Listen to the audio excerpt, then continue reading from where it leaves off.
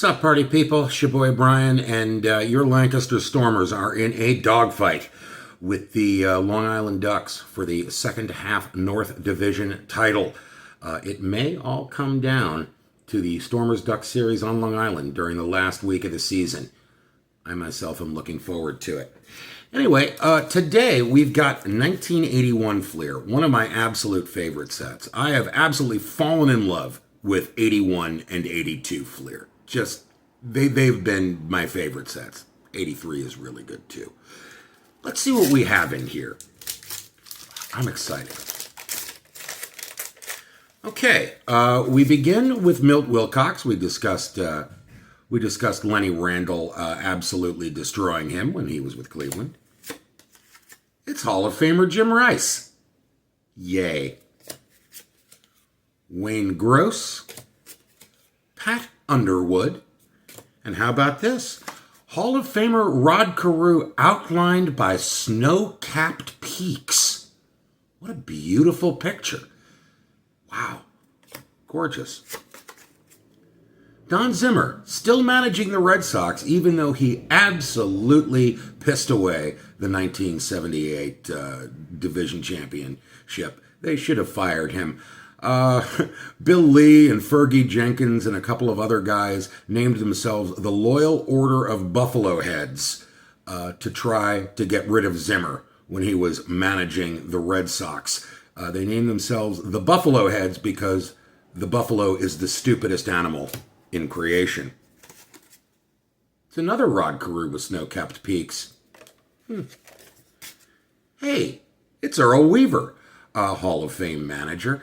I was reading Bill James's book of managers, and he talked about how Weaver was brilliant at basically constructing lineups and using players in situations to maximize what they could do. And the best anecdote about this was he managed Steve Dalkowski in the minor leagues. And Dalkowski was famous for being able to throw 100 miles an hour, but having absolutely no control. And Weaver discovered that one of Dalkowski's problems was that he had a very low IQ. And the more you talk to him about sliders and changeups and holding runners on, the more confused he became and the less able he was to pitch. So Weaver simplified it. Throw a fastball, throw a curveball. That's all you do. And when he did this, when he managed Dalkowski and just simplified the game so it was throw one of two pitches, Dalkowski had his best season ever. Interesting stuff. Chris Spire. Bruce Benedict in the Powder Blues. I believe that's Dodger Stadium, however. I like the lowercase a on the hat. Reggie Smith.